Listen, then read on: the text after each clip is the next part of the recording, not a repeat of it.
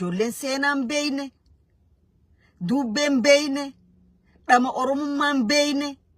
Oromoon maaliin beeyne isaan ka beekan lafa Oromoo gurgurachuu. Qabeenya Oromoo hatanii ala baafachuu. Oromiyaataan ummata siiti hojii gurguru lafa tuulamaa cufa gurgurtanii fixxaniiti amma Oromiyaa baa ummata siiti hojii gurgurachuu seentanii jechuudha. Hanga tokko ofitti deemtan hanga dhumaa itti milkooytan jechuudha kanaas.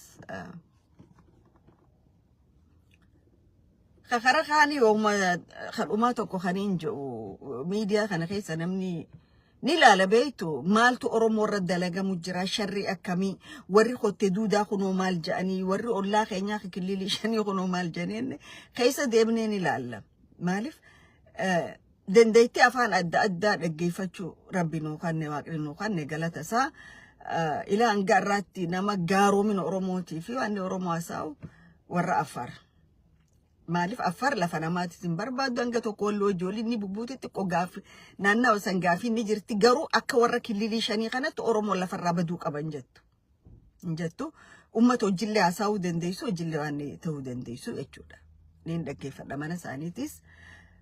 Jibbanna dangaa dabree Oromoo naannawa jijjigaa keessaa qulqulleessa afaanii baafatanii jiran. Oona jaarsoo, oona afran qalloo. Hassan Ali haga dhagaxbuur moo qabri daar jaaramtu yeroodha for temporary itti dhimma baajee itti kennisan arra ummata isaanii kagosa isaanii Soomaalii gadiitirraa ta'oliitirraa asirraa achirraa guuranii lafa Soomaaliitti janqaanii takka bade kun akkuma madirree dhawaa Isa bakka adda addaatitu Isa Afar Ariyee fi Isa Kaan Ariyee fi cufa fidanii dirdaabe annagaale jaan reera annagaale nanga. Kakara kaaniiti warra kaabaa kana Tsaggaayee Gabramadiin tokko yaadadha. Goobana daachee Amaara caala Amaaraa je duba ka Amaara caala Amaaraa tokko dhaggeeffadheedha. Miidiyaa kan hoggaa dhaggeeffattu hedduudha agar dhageessa. Namichi kun abbaadhaan Oromoodha haadhaan Manzeedha. Manzee jechuun warra Shawaa kana jechuudha. Nuti tuulamaa. Manzee jechuun warra Shawaa kana jechuudha. Ya Shawaa Amaaraa isaanii Manzeen. Maal jee an Oromoodha jee garuu qabsoo Amaaraatiin deeggaraa jee. Qabsoo Amaaraa hoggaan deeggaruu ya Amaaraa hilluunna. Amaaraa badu jira lafarraa dhabamu jira jee. Amaaraa Wallagga keessa dhumu jira maali dhumu jira maal jee. Okay. Laata warrootan kun warra Amaaraa yuullinna adagaa gaxxamuu ja'an dhumaatii shiftoonni Amaaraa Wallagga bahaa keessa godhu jiran ilmaan walloorra godhu jiran makiinaa takka guutuu dhalattoota walloo gabbaasanii rashanan ka ijaan agarre kasanuu feemasoonni warra Itoophiyaa san arrallee Finfinnee keessa nagaan taa'an godhan ka makiinaa ambulaansii keessa nama gabbuusanii Islaama 8 fi Oromoo 8 ajjeefne jedhanii kasi mataan dhawan kun itti mul'atu warra kanatti. Warra kanaatu dhugatti Oromoo irratti yeroo yeroon eeggatee akkaattuu seenee Oromoo irratti yakka gaggeessaa jiramu Oromootu isinirra gaggeessaa jira.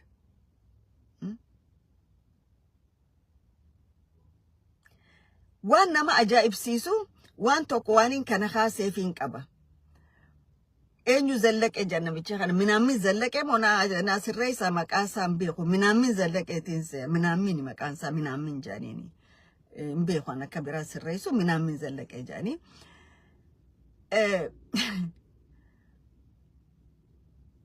maal jaa inni afaannoo daggaafiinan je afaannoodhaan deeggara afaannoodhaan gargaaraasi je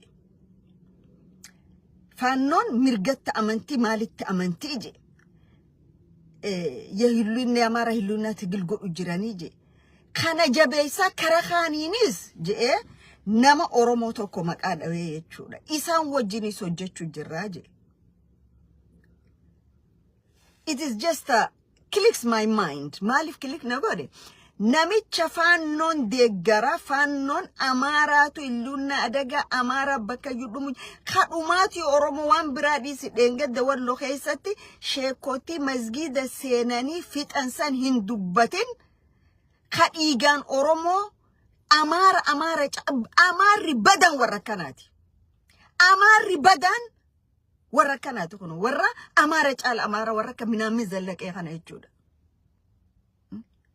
warra oromootis abaluufaa wajjin kara biraatiin hojjechuu jirraaje abaluun inni chirra maqaa dha'ee wajji hojjechuu jiru kun warra faannoodha wajji oromoo balleessuu deemu this is the question maqaa dhaweetiin dubbachuu taa'aa jechuudha warra isaan waan ni godhatan kana dhugatti qabsoo oromoo hogganaa turtanii dhugatti oromoodhaan miidhameettanii oromoodhaa waliin qabsoo oromoo irratti hojjechaa turtan moo qabsoo oromootiif hojjechaa turtan warra arra faannoo oromoo fixu jirtu xilaataachin ama islaamina oromoon warra jedhu kana wajjin hojjettee oromoo eessa geessuu deemta this is my first question oromoon ummata kana kamin laala andiinni oromoo ka jalqabaa warra kaminaamin zallaqee kanaafi warra faannoo ji'e deemu jechuudha yoon ummata maqaa sayyaammatullee generalize godhu baadhee jechuudha maaliif ummata tokko akka ummataatti ummatan waa jechuu hin dandeessu ummanni kun waa hedduudheef keessaa qaba waan ta'eef warri gaama minaamin zallaqeetii wajjin qabsoo wajji godhu jirra jee inni maqaa dhawe kun oromoo irratti hojjechuu jirtan moo oromoodhaaf hojjechaa jirtanii jechuu barbaadeeti biddeena nama qubsu qibaabaan rabbeekanii itti oromoon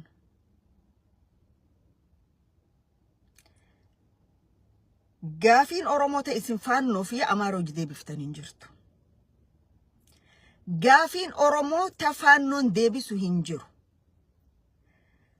seenaa biyya sanii keessatti eega abboottii teenya raagaa ka dhageenyu warri kaabaa yo oromoon oka kaayettee fidde malee lafa oromoo ka seenuu hin dandeenye dhaloota keenya irrattis agarre seenaa raayis barree jechuudha arras yo warra kaabaa faannoodha oka kaayennee oromoo finneettan oromoon fudhatu ni jira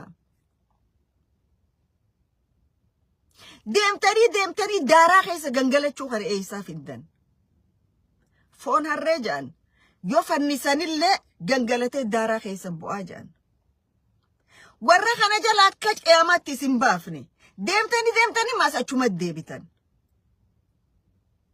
amma if xiqqeessu jirtan moo oromoodha xiqqeessu jirtan hoggaa gabbee minaamin zallaqee ani faannoon deeggara faannoon mo'achuu qaba faannoon cabsee finfinnee seenuu qaba kara kaaniinis warra oromoo abalu faa hojjechuu jirra hoggaa jedhan isin oromoo karamittiin deemtan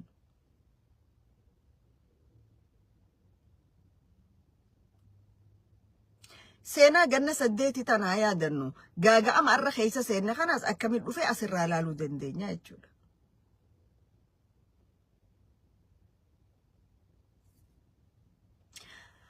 hayyuun oromoo tokko kaati beekaa oromooti hayyuu oromooti tu gangarate ganduma amaaraa keessatti agarta hayyuu oromooti beekaadha kar tokko nu baasaa hoggaattu gangalate miidiyuma amaaraati irratti agarta amma afaan oromoo dhiisaniihu afaan oromoo dhiisanii afaan amaaraa seenanii afaan amaaraa afaan federaalaa ta'e akkatti fufuu afaan oromoo afaan federaalaa ta'uu hin qabu jee warri mirkaneessaa jiru warra hayyoota oromoo ifiin jee miidiyaa roolyaa afaan amaaraatiin afaan banaa oolu kanaa jechuudha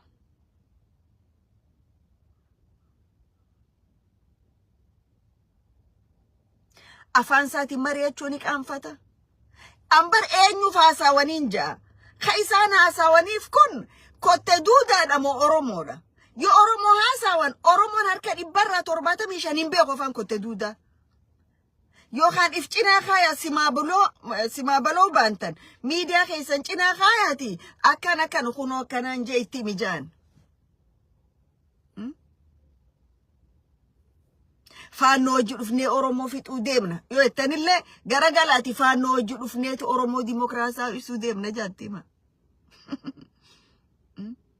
إسن ما تنجحوا أبدا خرطو قريق اندن ديسان karaan tokkichis hin dhaquu dandeessan. Yoo Oromoo akka Oromoo gabbuutanii Oromoo wajji mari'attan, yoo mooraa Oromoo deebitan, yoo miidiyaalee Oromoo irratti deebitan qofa. Achi miidiyaa Amaaraa irra afaan bantanii miidiyaa Amaaraa promote godhaa ooltanii Oromoodhaaf waa goona Oromoon kana booda gawwoomsitanii jiru. 2018 jalqaba ka Oromoo boollan neqe tokko isini. Arra sila Oromoon akka arra dhume kanatti isin dhumu bakka arra jiru sanaas hin jiru jechuudha. Waan garii akka dubbannu naman godhina. Namu milishiyaa jaarrate keessa alatti yoo maqaa keessan dhawan warra nama dutuu jira dutiinsa kanaaf namniif booda deebi'u hin jiru.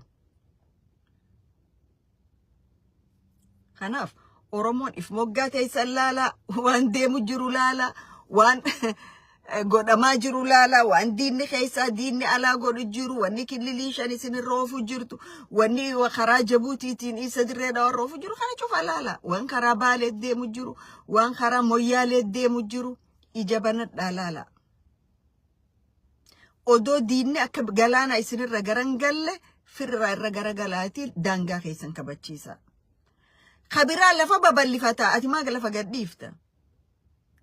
Lafti jireenya ilma namaatiif qabeenya ilma namaati namni lafti meeshaa ilma namaati lafti lafarra jiraattoon qabaannaati namaa miti.